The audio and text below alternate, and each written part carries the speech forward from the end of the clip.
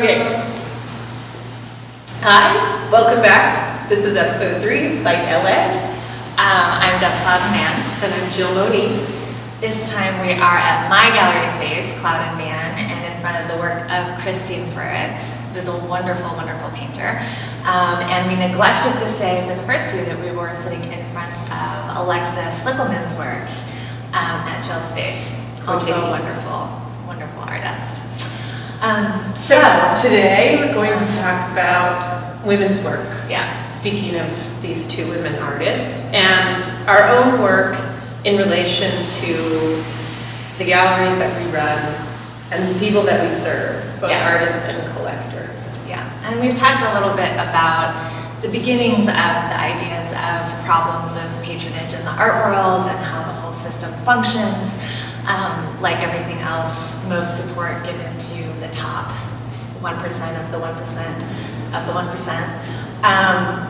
But also in our conversations earlier, we were talking about our particular relationships with collectors, and I brought up the question of had Jill's experience been that people tend to take longer to pay for work by women artists than male artists.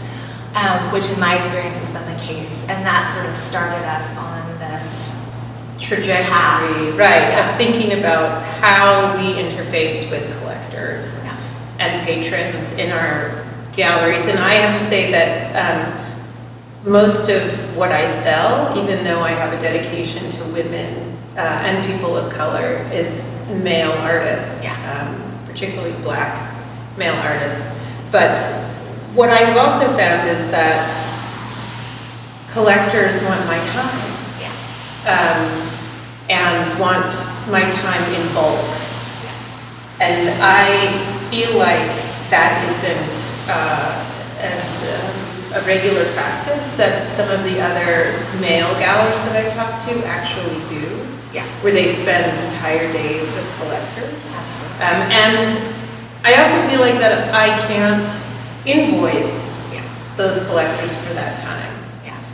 But yet they want me, they want my time, they want my energy. Expertise. Yes, they want to talk to me and eat with me and tell me things, and then not buy work.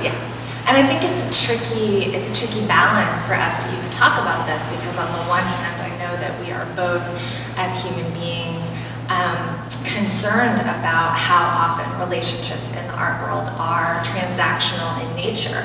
And so on the one hand, I know for myself, I'm somebody who I want to be idealistic about my time and about the fact that not everything needs to be a transactional exchange. And yet, when you notice over time that your time is requested and expected more and more and more without compensation, that your labor, especially as somebody who presents as having very strong ideals in the art world and being in it for quote unquote the right reasons, people who are of the patron class often expect this time to be donated in a way that just doesn't seem to translate to relationships with those who are presenting as male.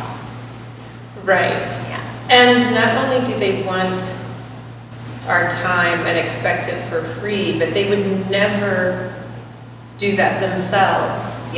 And I think that's where it sticks, is that they have made huge sums of money in transactional relationships that benefit them. But I have to say that this also happens with women who want my time and energy and don't support the gallery but want to hang out with me, knowing that I need to use my time to support my gallery. So, but I think that the other interesting thing is that this approach of nurture me and I'll walk away is pretty standard for women and not for men. But I also find it works that way with artists as well. Absolutely. I've spent a lot of time with a lot of artists, and I think I have a reputation for that in the city as the great nurturer. Yes. The mammy, the mother, I got Mother Teresa the other day, Oh, so I yeah. know. So I think that there is that on the one hand, you know, it's lovely to hear about yourself that you are considered, well, you know, maybe I don't think she would have liked me very much. She'd be like, oh, little bisexual Jewish art dealer. But, Not enough discipline. you know, yeah, not enough discipline, definitely. But I think that, you know, on the one hand, these things are seen as very positive, and yet there is a real disconnect between the way that people talk about valuing women's contributions in the art world and expect that we should just be giving that time for the greater good and the benefit of all without being compensated. So. And I know that there are a lot of critics or writers out there who charge artists for their time, you know, who have this transactional relationship where they'll do the writing for an artist, or they'll come and review, do a crit for the artist. And I find that equally problematic. Yeah.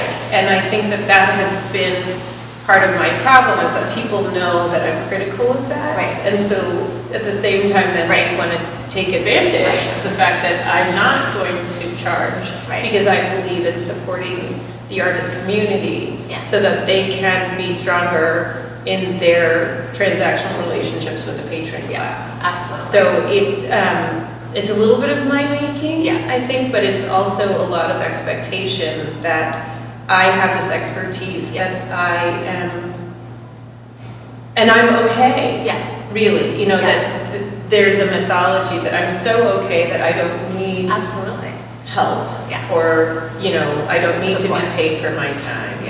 And that is equally problematic and loops us back into our vulnerability episode where, you know, when we show that vulnerability, we ended up paying for it in a lot of different ways. But I get requests to write recommendations. I get requests for visits. I have a question. Do you feel compelled to try to work with an artist if you've agreed to do a studio visit? I don't feel compelled to work with an artist if I agree to do a visit. There's certainly that tug. I mean, I'm also you know, I want to support people, and in almost anyone that I visit, I can see, you know, an element of what they do that could become extraordinary. And so there's always, you know, a little bit of a pull in that direction. And you want to nurture that. I like you, I mean, I want to see something wonderful, and I want to encourage them. Sometimes I feel compelled, but more and more I think I just try to limit my visits so that people don't have the expectation that they'll be in one of my shows after I come to do a studio visit with them. Sometimes I will even almost begrudgingly do a studio visit and then just be blown away. And just say, oh, you have to be in the next show, which I love. Those are the surprises that just make me really sure that I'm doing the right thing. No, absolutely. And I think maybe next time we can talk a little bit about, you know, what are some best practices that we'd like to see in the world for ourselves and for artists, in terms of creating those kind of boundaries, and how do you make sure that your work is valued and that you are also valuing the work of those who are supporting you. So that'd be good. That'd be good. Okay. I like that plan. Thank you so much for joining us. We'll see you next time.